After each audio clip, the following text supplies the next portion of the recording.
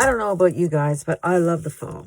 And it's my favorite time of year. I live in Ottawa, Canada, and right beside us is the Gatineau Hills, which is very famous for the fall colors and all the different colors of the leaves. It's just a stunning place to go see fall. And so I made, because I'm working on a woodland journal, I made some really neat, I think, fall leaves. And in this tutorial, I'm going to show you how I made these. And because all you need is different color inks. I really love the distress inks for this. And I'm using old file folders. I'm using different colors of file folders as the base. These ones I did do on both sides, but not all of them will be. And some glossy accents. So stick around. I'm going to show you how I do this. Hang on. So I got myself here a little stack of file folders. I have basically cut them in half just as long as they're under 6 inches so that they will fit in my Big Shot for my stencils. The other thing I will be using are some stamps and, of course,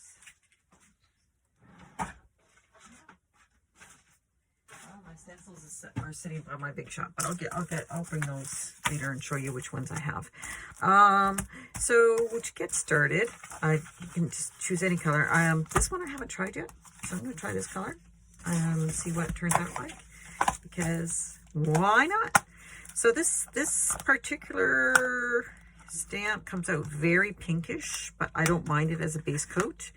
I use the acrylic stamping block.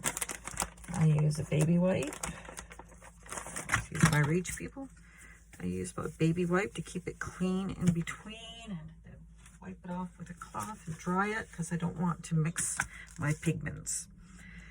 And I just start stamping. I think I'm going to put this part in fast motion so you can see. Hang on.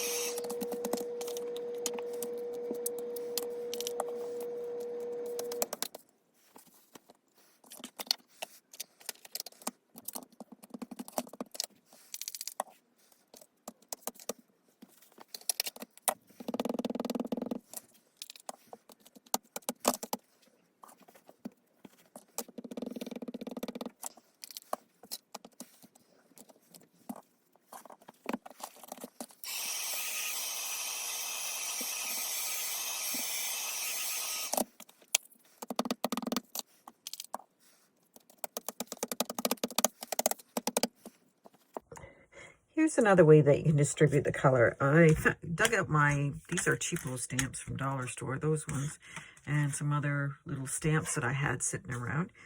And I thought, well, why not, do something like this? I mean, some green down the middle, because I like the way it mixes like that. Some bright orange on this side. And the paper is already yellow, so I don't want to put yellow. I want to maybe put some of this distress ink on this side. Throw a squirt of water on them, and then you put your block down and you swirl it a bit. Just kind of swirl it around so it mixes in colors, and because leaves really are not just one even color when they're turning. Oftentimes they have a mix of everything going on. So here's another option to do, and I will keep doing this and be back when I finish my die cutting. So all the leaves have been die cut.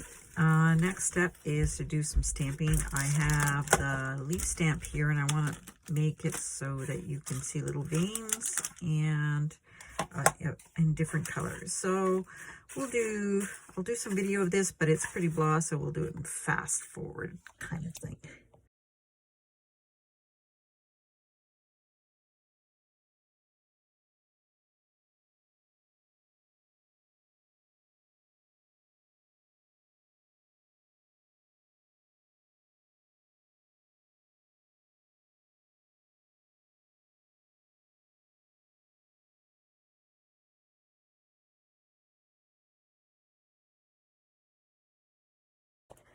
Hey everyone, so I had stamped them. I used a Mod Podge on them, but I used the shiny gloss one. You could also spray them if you want outside. I just did not because I do have a lot of tiny leaves as well, and I didn't want them to just kind of go flying. I ended up making a few hundred leaves. So with the Mod Podge, they kind of come out looking like this. I try to dabble it on more. I don't know if you can see that in the light, just so that it doesn't make a brush mark like my first ones. I did.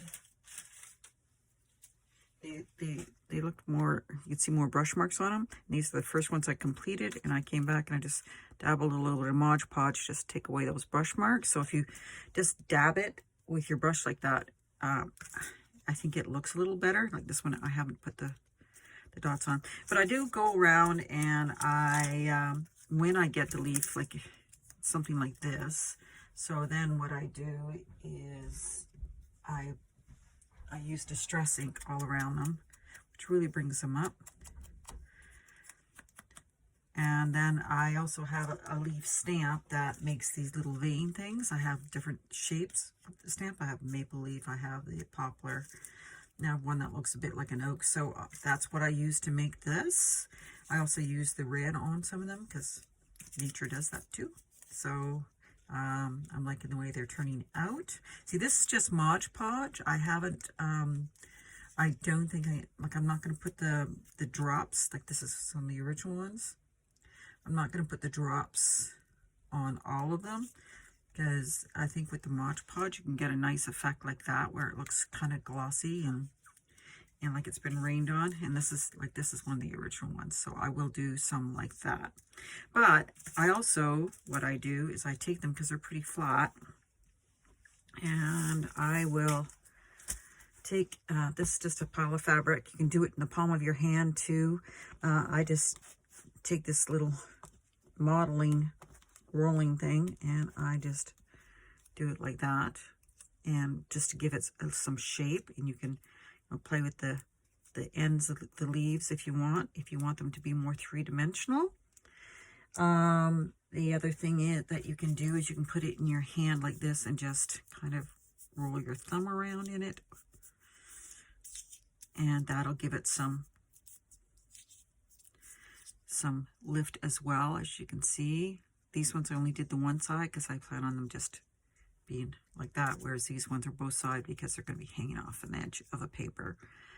So you can do that.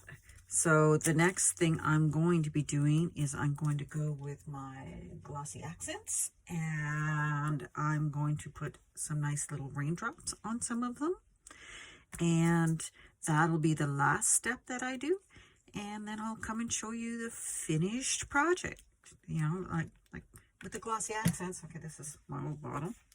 The glossy accents, it's, like if you want to make a little puddle down there, you just put a little bit down there and just kind of swoosh it around a little bit. And then maybe a drop here and there on an edge. And then you just let that dry. And then you can do that as much as or as little as you want on your leaves. And then we get to the final stage, and I'm looking forward to showing them all to you. Over 300. I went crazy.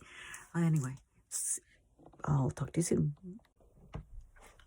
So here's the final result of the leaves. I really am happy with how they turned out. I didn't do the backs of most of them, as I said, because most of them are going to be on paper.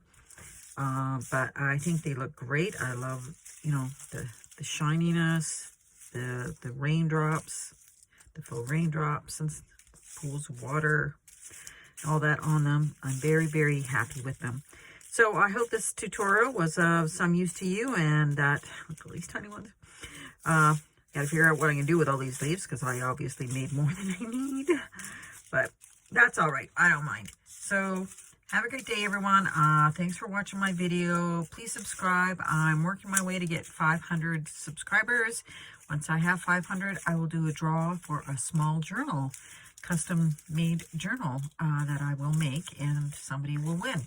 So keep checking out my videos. I really appreciate it, and have a great day. Bye.